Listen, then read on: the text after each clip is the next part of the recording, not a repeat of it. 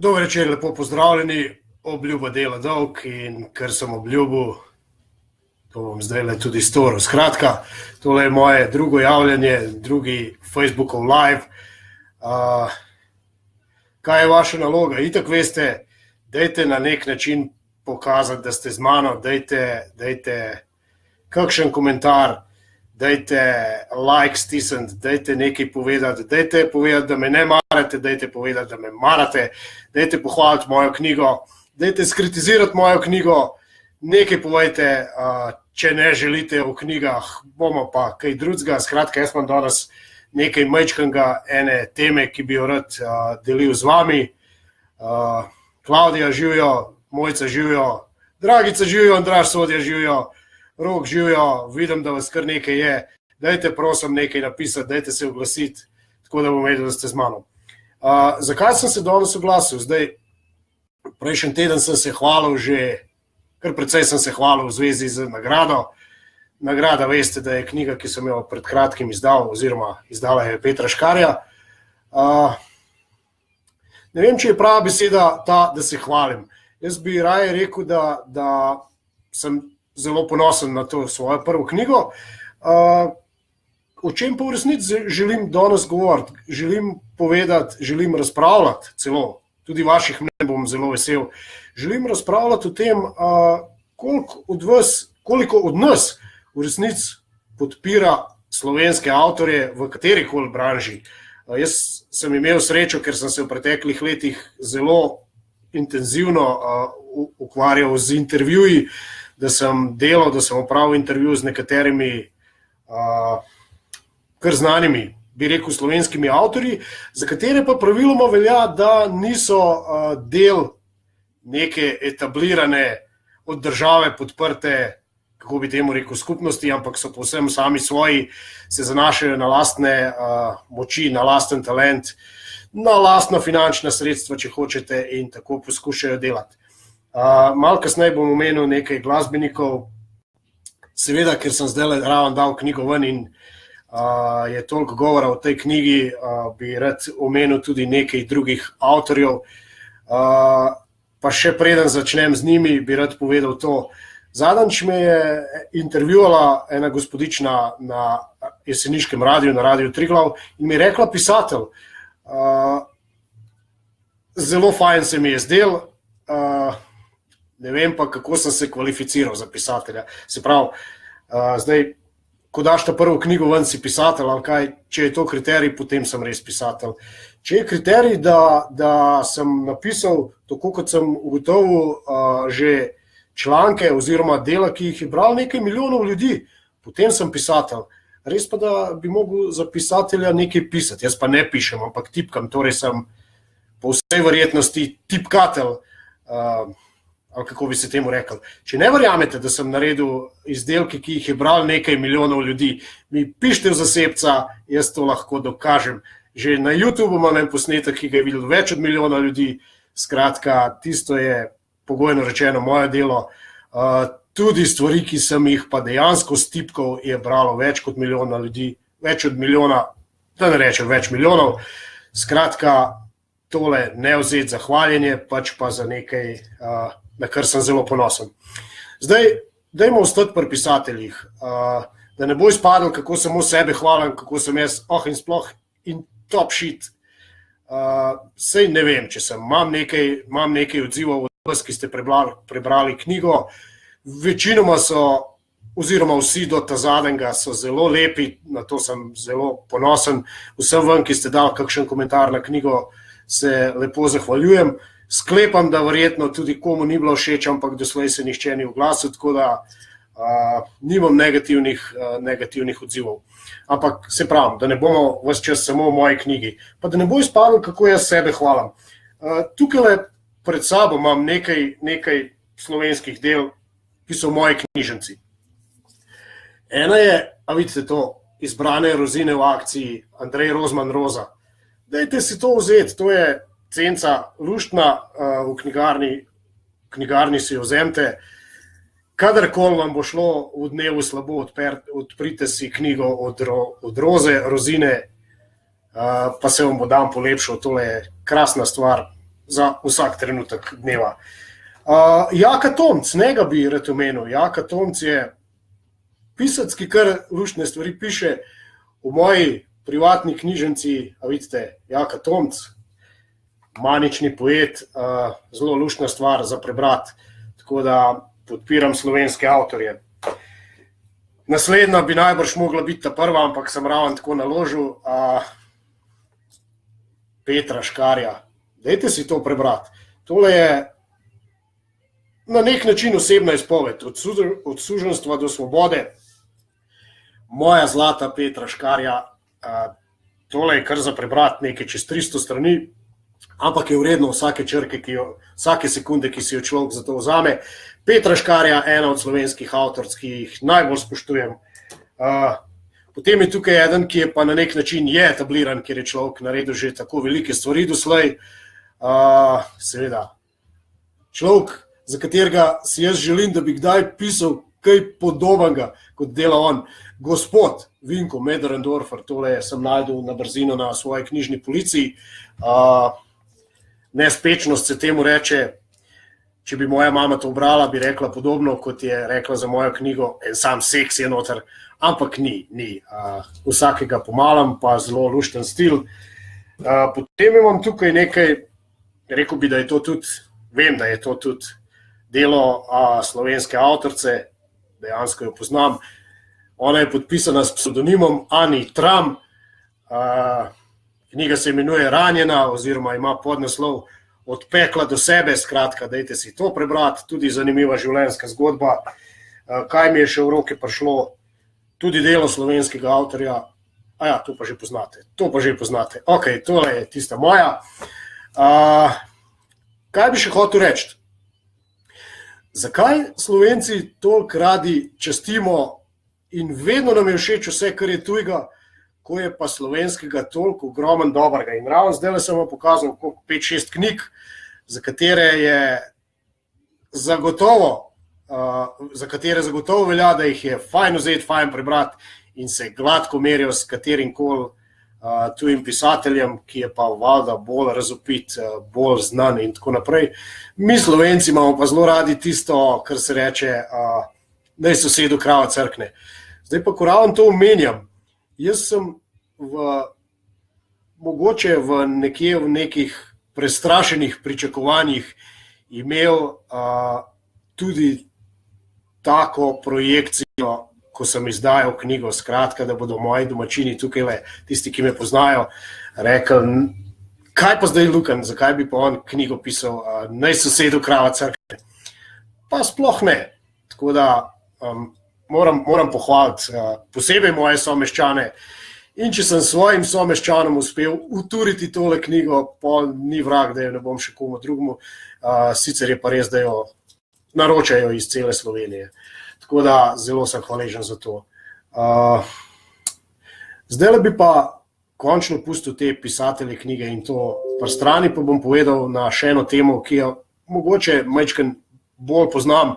Tudi sam sem na nek način bil del te scene, pa bi omenil glasbenike. Osebno sem imel priliko spoznati zelo prijetnega gospoda, verjetno ne bo vesel, če mu rečem gospod, ampak pač spričo njegovih let je gospod, drugače je pa rocker, ne. Marko Slokar. To je človek, ki za mene piše najboljšo slovensko rock glasbo. Jaz sem rocker Pruši in tisti, ki me poznate, ki veste, kje občasno delam, boste vedeli, da njegovo muziko zelo pogosto spuščam, tako da grmi v dvorani, ne. Pač imam to možnost. To je gospod, ki piše glasbo, ki je pisal glasbo za bivšo skupino Requiem, pa kasneje za Stare device. Verjamem, da se ta zgodba še ni končala. Skratka, kaj hočem povedati? Podobno kot pri pisateljih.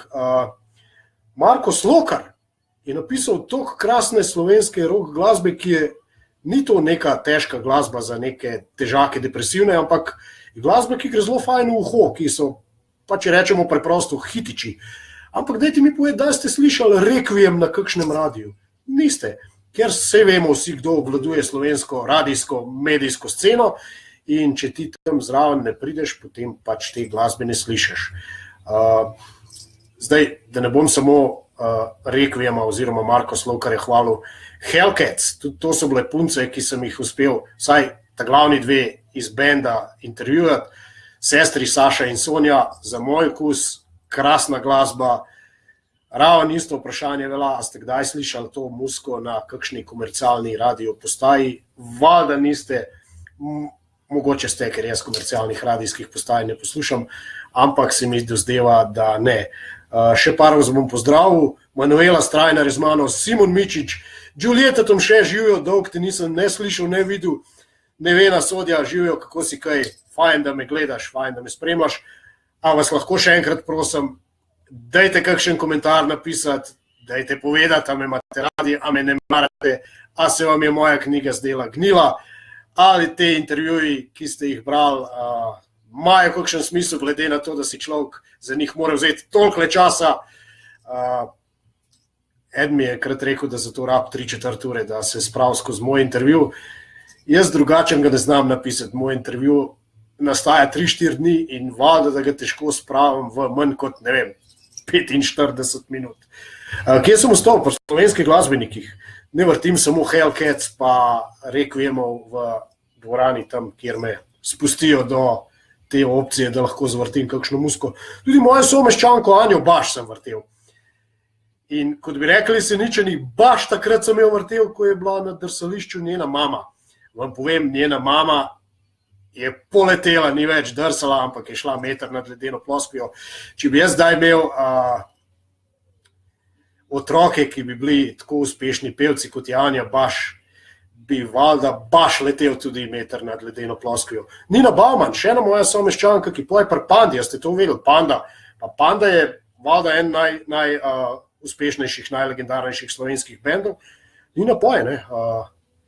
Fajn, tudi to spustim v dvorani. Kaj sem še hotel povedati? Zadnjič sem naredil eno gigantsko napako. Zadnjič sem se hvalil z nekaterimi ljudmi, ki jih poznam in tako naprej. Zelo topel občutek sem imel, ker sem bil 2 dni pred tem na seminarju, pa mi iz glave šlo in nisem omenil. Nekateri ga ne marajo, ker pravijo, da prodaja meglo. Mogoče jo prodaja, ampak jo prodaja zelo uspešno. O kom govorim? Govorim o Smiljanu Moriju. Smiljan Mori je model, ki ga jaz organsko nisem prenesel. Mogoče bi rekel, ne prenesem. Ker gledajte mene, jaz sem tetoviran, zakrižen, ne vem kakšen še, model je pa zalizan v rekelčku, da si predstavljam, da tudi lepo diši. Nisem hodil toliko bliz, da bi ga vohal, tudi nimam te želje. No, če smo pri tem, pa tudi jaz rad lepo dišim. Smiljana Morja omenjam, ker je to tip, ki se ga v določenem delu javnosti drži slab sloves.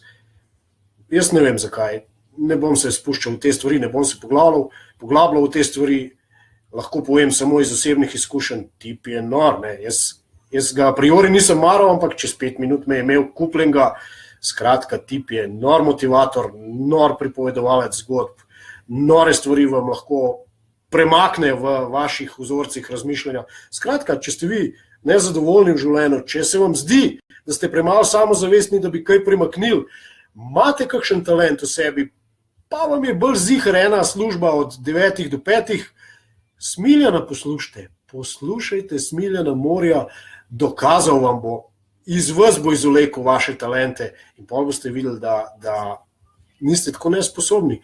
Valjda lahko vi živite tudi od vaših talentov.